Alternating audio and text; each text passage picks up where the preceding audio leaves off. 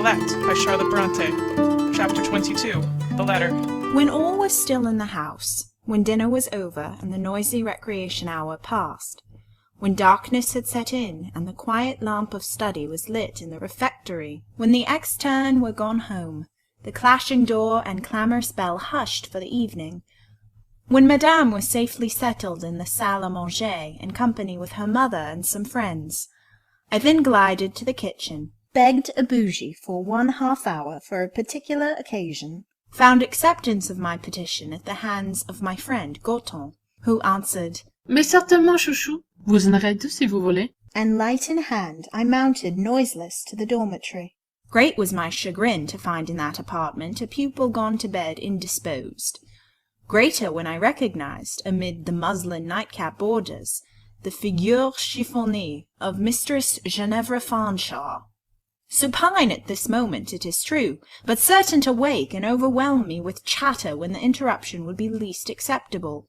Indeed, as I watched her, a slight twinkling of the eyelids warned me that the present appearance of repose might be but a ruse, assumed to cover sly vigilance over Timon's movements.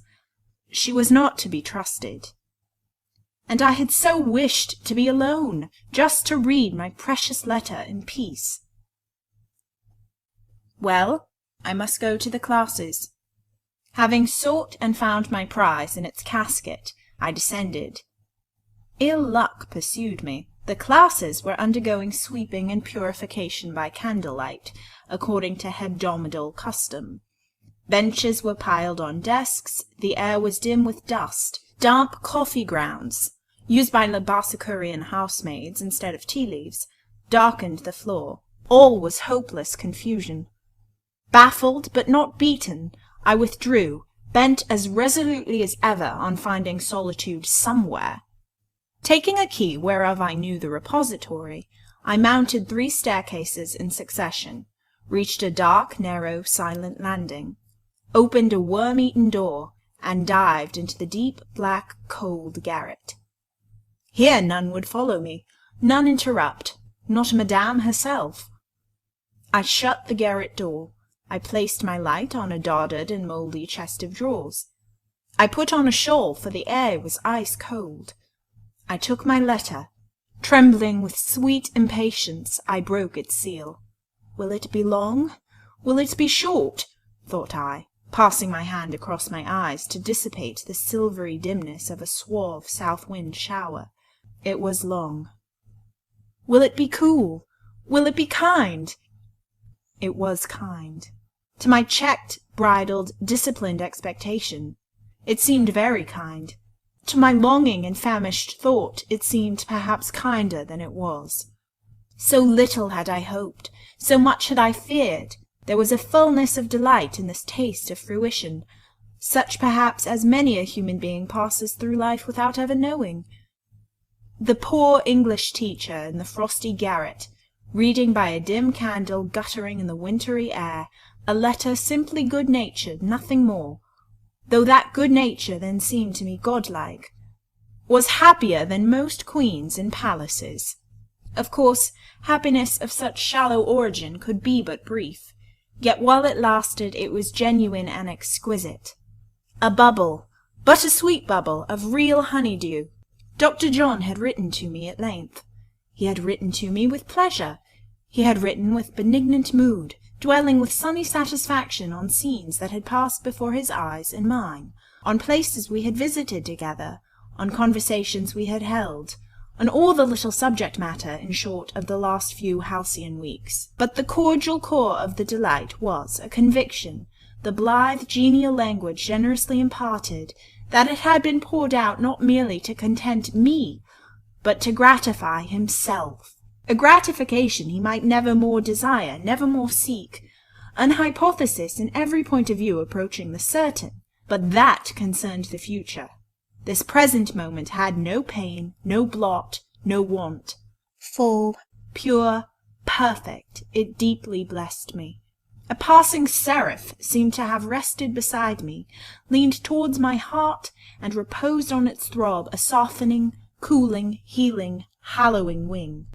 Dr. John, you pained me afterwards. Forgiven be every ill, freely forgiven, for the sake of that one dear remembered good. Are there wicked things, not human, which envy human bliss? Are there evil influences haunting the air and poisoning it for man? What was near me? Something in that vast solitary garret sounded strangely. Most surely and certainly I heard, as it seemed, a stealthy foot on that floor, a sort of gliding out from the direction of the black recess haunted by the malefactor cloaks. I turned. My light was dim. The room was long, but as I live, I saw in the middle of that ghostly chamber a figure all black and white, the skirts straight, narrow, black, the head bandaged, veiled, white. Say what you will, reader. Tell me I was nervous or mad. Affirm that I was unsettled by the excitement of that letter. Declare that I dreamed. This I vow. I saw there, in that room, on that night, an image, like a nun. I cried out. I sickened. Had the shape approached me, I might have swooned. It receded. I made for the door. How I descended all the stairs I know not. By instinct I shunned the refectory, and shaped my course to Madame's sitting-room. I burst in. I said, "There is something in the grenier. I've been there. I saw something. Go and look at it, all of you." I said all of you, for the room seemed to me full of people, though in truth there were but 4 present. Madame Beck, her mother, Madame Kint, who was out of health, and now staying with her on a visit, her brother, Monsieur Victor Kint, and another gentleman, who, when I entered the room, was conversing with the old lady, and had his back towards the door. My mortal fear and faintness must have made me deadly pale. I felt cold and shaking. They all rose in consternation. They surrounded me. I urged them to go to the grenier. The sight of the gentleman did me good and gave me courage. It seemed as if there was some help and hope with men at hand. I turned to the door, beckoning them to follow. They wanted to stop me, but I said they must come this way.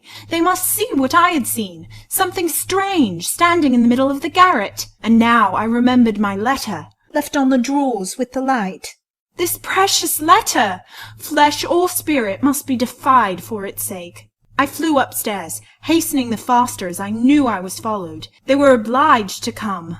Lo, when I reached the garret door, all within was dark as a pit. The light was out. Happily, someone, Madame, I think, with her usual calm sense, had brought a lamp from the room. Speedily, therefore, as they came up, a ray pierced the opaque blackness. There stood the bougie, quenched on the drawers. But where was the letter? And I looked for that now, and not for the nun.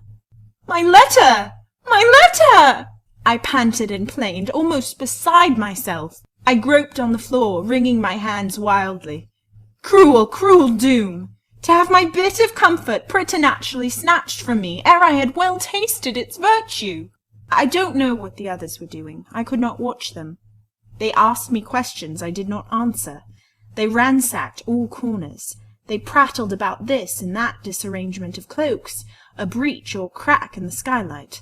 I know not what. Something or somebody has been here, was sagely averred. "Oh, they have taken my letter!" cried the grovelling, groping monomaniac. "What letter, Lucy? My dear girl, what letter?" asked a known voice in my ear. Could I believe that ear? No, and I looked up. Could I trust my eyes? Had I recognized the tone? Did I now look on the face of the writer of that very letter? Was this gentleman near me in this dim garret John Graham, Dr. Bretton himself? Yes, it was. He had been called in that very evening to prescribe for some access of illness in old Madame Kint. He was the second gentleman present in the salle à manger when I entered. Was it my letter, Lucy? Your own, yours, the letter you wrote to me. I had come here to read it quietly. I could not find another spot where it was possible to have it to myself. I had saved it all day, never opened it till this evening. It was scarcely glanced over. I cannot bear to lose it. Oh, my letter! Hush, don't cry and distress yourself so cruelly. What is it worth? Hush, come out of this cold room. They are going to send for the police now to examine further. We need not stay here. Come.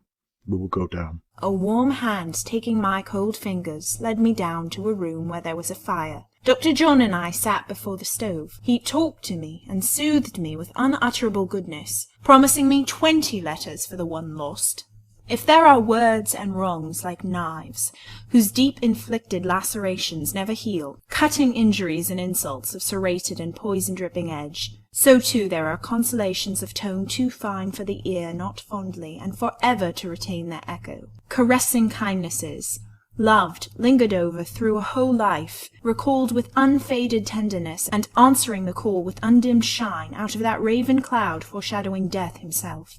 I have been told since that Dr. Bretton was not nearly so perfect as I thought him, that his actual character lacked the depth, height, compass, and endurance it possessed in my creed. I don't know. He was as good to me as the well is to the parched wayfarer, as the sun to the shivering jailbird. I remember him heroic. Heroic at this moment will I hold him to be. He asked me, smiling, why I cared for his letter so very much. I thought, but did not say, that I prized it like the blood in my veins. I only answered that I had so few letters to care for.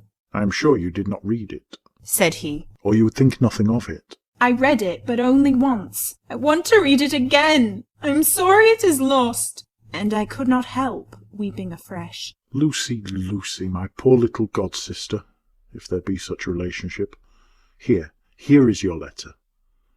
Why is it not better worth such tears and such tenderly exaggerating faith? Curious, characteristic manoeuvre. His quick eye had seen the letter on the floor where I sought it. His hand, as quick, had snatched it up. He had hidden it in his waistcoat pocket. If my trouble had wrought with a whit less stress in reality, I doubt whether he would ever have acknowledged or restored it. Tears of temperature 1 degree cooler than those I shed would only have amused Dr. John. Pleasure at regaining made me forget merited reproach for the teasing torment. My joy was great. It could not be concealed, yet I think it broke out more in countenance than language. I said little. Are you satisfied now? Asked Dr. John. I replied that I was, satisfied and happy. Well then, he proceeded. How do you feel physically? Are you growing calmer? Not much, for you tremble like a leaf still. It seemed to me, however, that I was sufficiently calm. At least I felt no longer terrified. I expressed myself composed. You are able, consequently, to tell me what you saw? Your account was quite vague, do you know? You looked white as the wall, but you only spoke of something, not defining what. Was it a man? Was it an animal? What was it? I never will tell exactly what I saw, said I, unless someone else sees it too, and then I will give corroborative testimony. But otherwise I shall be discredited and accused of dreaming. Tell me, said Dr. Bretton. I will hear it in my professional character. I look on you now from a professional point of view, and I read, perhaps, all you would conceal in your eye, which is curiously vivid and restless, in your cheek, which the blood has forsaken, in your hand, which you cannot steady. Come, Lucy, speak and tell me. You would laugh. If you don't tell me, you shall have no more letters. You are laughing now. I will again take away that single epistle. Being mine, I think I have a right to reclaim it. I felt raillery in his words. It made me grave and quiet, but I folded up the letter and covered it from sight. You may hide it, but I can possess it any moment I choose. You don't know my skill in sleight of hand. I might practise as a conjurer if I liked. Mamma says sometimes, too, that I have a harmonizing property of tongue and eye, but you never saw that in me, did you, Lucy? Indeed. Indeed, when you were a mere boy, I used to see both, far more then than now. For now you are strong, and strength dispenses with subtlety. But still, Dr. John, you have what they call in this country un air fin, that nobody can mistake. Madame Beck saw it, and liked it, said he, laughing. Because she has it herself. But, Lucy, give me that letter. You don't really care for it. To this provocative speech I made no answer. Graham in a mirthful mood must not be humoured too far. Just now there was a new sort of smile playing about his lips, very sweet, but it grieved me somehow. A new sort of light sparkling in his eyes, not hostile, but not reassuring. I rose to go. I bid him good night, a little sadly. His sensitiveness, that peculiar, apprehensive, detective faculty of his, felt in a moment the unspoken complaint, the scarce thought reproach. He asked quietly if I was offended. I shook my head as implying a negative. Permit me, then, to speak a little seriously to you before you go. You are in a highly nervous state. I feel sure from what is apparent in your look and manner, however well controlled, that whilst alone this evening in that dismal, perishing sepulchral garret, that dungeon under the Leads, smelling of damp and mould, rank with phthisis and catarrh, a place you never ought to enter, that you saw, or thought you saw, some appearance peculiarly calculated to impress the imagination. I know that you are not, nor ever were, subject to material terrors, fears of robbers. I am not so sure that a visitation bearing a spectral character would not shake your very mind. Be calm now. This is all a matter of the nerves, I see. But just specify the vision. You will tell nobody? Nobody, most certainly. You may trust me as implicitly as you did Père Silas. Indeed, the doctor is perhaps the safer confessor of the two, though he has not grey hair. You will not laugh? Perhaps I may, to do you good, but not in scorn. Lucy, I feel as a friend towards you, though your timid nature is slow to trust. He now looked like a friend. That indescribable smile and sparkle were gone. Those formidable arched curves of lip, nostril, eyebrow were depressed. Repose marked his attitude. Attention sobered his aspect. Won to confidence, I told him exactly what I had seen. Ere now I had narrated to him the legend of the house, whiling away with that narrative an hour of a certain mild October afternoon, when he and I rode through Bois-l'Étang. He sat and thought, and while he thought, we heard them all coming downstairs. Are they going to interrupt? Said he, glancing at the door with an annoyed expression. They will not come here, I answered, for we were in the little salon where Madame never sat in the evening, and where it was by mere chance that the heat was still lingering in the stove. They passed the door and went on to the salle à manger. Now, he pursued, they will talk about thieves, burglars, and so on. Let them do so. Mind you say nothing, and keep your resolution of describing your nun to nobody. She may appear to you again. Don't start. You think, then, I said with secret horror, she came out of my brain and is now gone in there, and may glide out again at an hour and a day when I look not for her? I think it a case of spectral illusion. I fear following on and resulting from long-continued mental conflict. Oh, Dr. John, I shudder at the thought of being liable to such an illusion. It seemed so real. Is there no cure, no preventative? Happiness is the cure, a cheerful mind the preventative. Cultivate both. No mockery in this world ever sounds to me so hollow as that of being told to cultivate happiness. What does such advice mean? Happiness is not a potato, to be planted in mould and tilled with manure. Happiness is a glory shining far down upon us out of heaven. She's a divine dew which the soul, on certain of its summer mornings, feels dropping upon it from the amaranth bloom and golden fruitage of paradise. Cultivate happiness, I said briefly to the doctor. Do you cultivate happiness? How do you manage? I am a cheerful fellow by nature, and then ill luck has never dogged me. Adversity gave me and my mother one passing scowl and brush, but we defied her, or rather laughed at her, and she went by. There is no cultivation in all this. I do not give way to melancholy. Yes, I have seen you subdued by that feeling. About Ginevra Fanshawe, eh?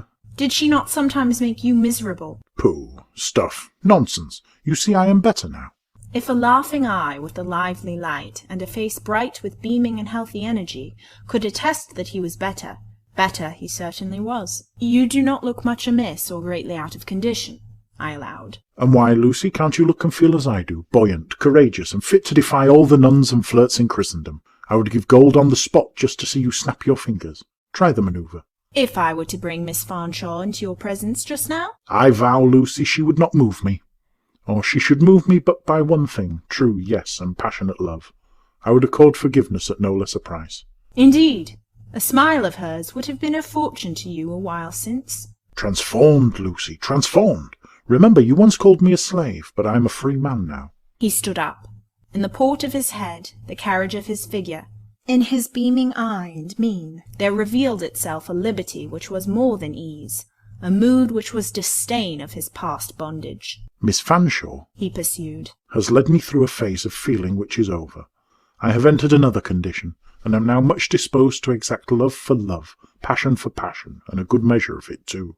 Ah, Doctor, you said it was your nature to pursue love under difficulties, to be charmed by a proud insensibility. He laughed and answered, My nature varies. The mood of one hour is sometimes the mockery of the next. Well, Lucy? Drawing on his gloves. Will the nun come again tonight, think you? I don't think she will. Give her my compliments if she does.